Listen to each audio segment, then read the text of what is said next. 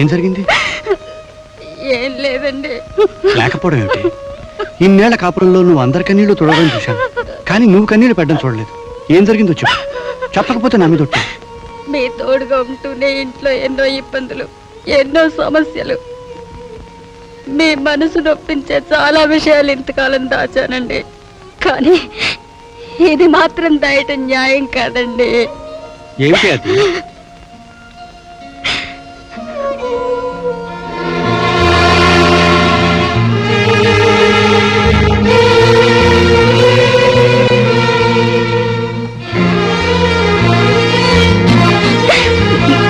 పోకుండా మరెక్కడికి పోతుంది దుర్గా? తెలీదండి. కనకం పేరుతో ఇంతవరకు ఎంత డబ్బు మనీ ఆర్డర్లు వచ్చాయి? ఒక 500 వరకు వచ్చి ఉంటుంది. దుర్గే ఈ డబ్బు పంపిస్తుందంటావా? అదే అయి ఉంటుంది. ఎక్కడిది ఈ డబ్బును అడగకపోయావా? అడిగితే ఎలాంటి పిడుగు పడుతుందో అని భయపడి అడగడం మానేశానండి. అంటే మనం భయపడే మార్గంలో డబ్బు సంపాదిస్తుందంటావా? మాట్లాడవేమే?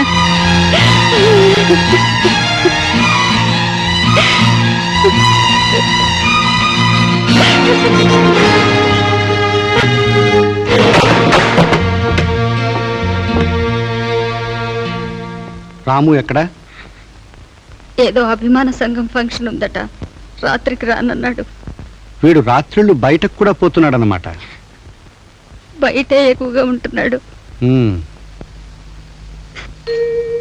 దాన్ని నిద్ర లేపు. ఈ వేళప్పుడు వద్దులేండి. ఈ పుట్టపర్తి పంచముఖాగ్నిహోత్రావధాని కోపం రాదు, ఇప్పుడొచ్చింది. చల్లారిపోయి మన బతుకులు తెల్లారిపోకముందే దాన్ని లేపు. నిద్ర లేపవే. అమ్మా, ఏం జరిగింది? అర్ధరాత్రి వేళ ఎవరివి అరుపులు? నేనేనే. ఈ అర్ధరాత్రి వేళ మీ నాన్నను నేనే నేను నిద్ర లేపుతున్నాను. నువ్వు పుట్టగానే నీకు మా కులదైవం పేరు పెట్టుకున్నాను, కనక దుర్గా అని. కానీ ఇప్పుడు 15 ఏళ్ల తర్వాత నీ పేరు నువ్వే సగంలో నరికేసుకుని కనకం అయిపోయాను విన్నానే, కనక దుర్గా. ఇంకా ఎక్కడెక్కడ ఎన్నెన్ని పేర్లు పెట్టుకున్నావో తెలుసుకోవాలని ఆశపడుతున్నాను. అందుకే ఈ అర్ధరాత్రి వేళ మీ నాన్నను నేనే నేను నిద్ర లేపుతున్నాను. ఓ విజయదశమి శుభముహూర్తాన నీ చేత ఓనమాలు దిద్దించి బడికి పంపించింది మీ అమ్మ. ఆ అమ్మకు కూడా తెలియకుండా బడి మానేశావని విన్నానమ్మా. అందుకు కారణం తెలుసుకోవాలని ఆశపడుతున్నాను. అందుకే ఈ అర్ధరాత్రి వేళ మీ నాన్నను నేను నిన్ను నిద్ర లేపుతున్నాను. ఈ ఇంటికి 4 నెలలుగా కనకం పంపిస్తున్న కనకం అందుతోంది. ఆ డబ్బుని ఎప్పుడెప్పుడు ఎక్కడెక్కడ పోస్టాఫీసుల్లో నువ్వు మనీ ఆర్డర్లు కట్టావో తెలుసుకోవాలని ఆశపడుతున్నాను. అందుకే ఈ అర్ధరాత్రి వేళ మీ నాన్నను నేను నిన్ను నిద్ర లేపుతున్నాను. అవన్నీ ఒక ఎత్తు. 10 పైసలు సంపాదించడం బ్రహ్మప్రళయంగా ఉన్న ఈ రోజుల్లో 15 ఏళ్ల ఆడపిల్ల 4 మాసాల్లో 500 రూపాయలు సంపాదించేసింది. ఆవిడని తీసుకురావడానికి తీసుకుపోవడానికి వీచవరో కారు. ఇంత ఘరానాగా నువ్వు చేస్తున్న ఉద్యోగం ఏమిటది? ఏమే, పుట్టి 3 రోజులు కాలేదు, నా మొహంలో మొహం పెట్టి నిలబడతావా? నిన్ను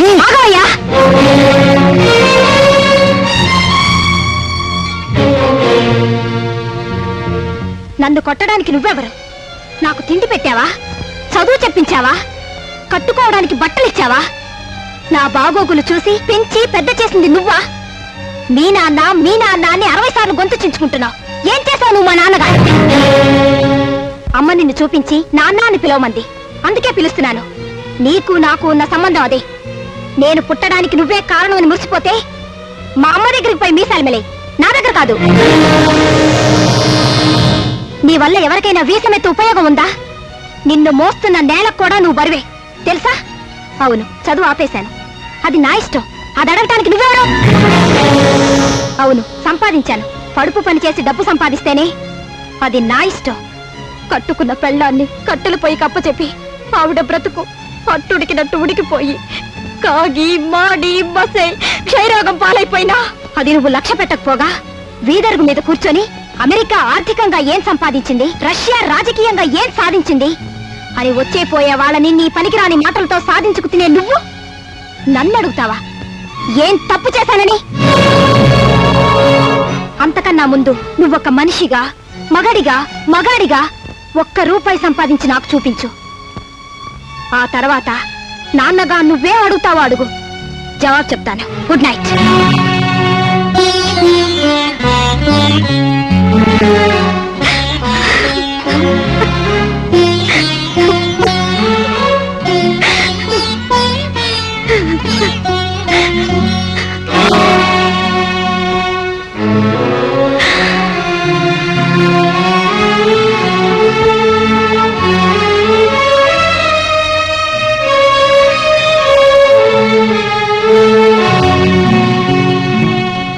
మనిషి మనిషికి ఓ చరిత్ర, ప్రతి మనిషిది ఒక పాత్ర. మనిషి మనిషికి ఓ చరిత్ర, ప్రతి మనిషిది ఒక పాత్ర. ఎన్నో రకాలుగా ఏవో మతాలుగా సాగే అనంత యాత్ర. మనిషి మనిషికి ఓ చరిత్ర, ప్రతి మనిషిది ఒక పాత్ర.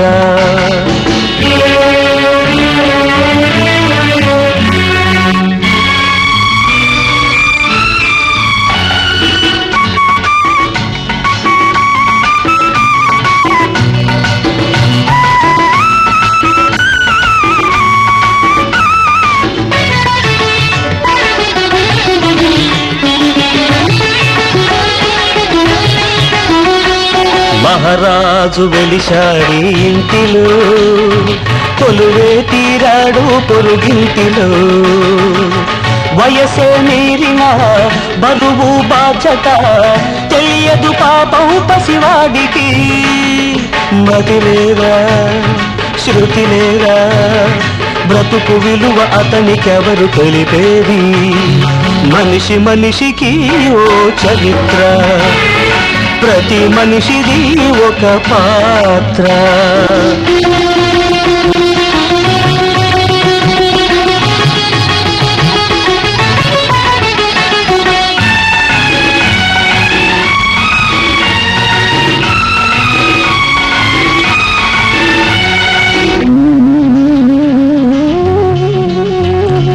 లోకానికి ఉన్నవి నలుదిక్కులు, ఆ ఇంటికి ఉన్నవి ఇరు దిక్కులు. భర్తే తూర్పు భార్యే పడమర, దిక్కులేదు పాపం పసిదానికి. ఎవరమ్మా ఎవరమ్మా జరుగుతున్న కథను మలుపు తిప్పేది. మనిషి మనిషికి ఓ చరిత్ర, ప్రతి మనిషిది ఒక పాత్ర.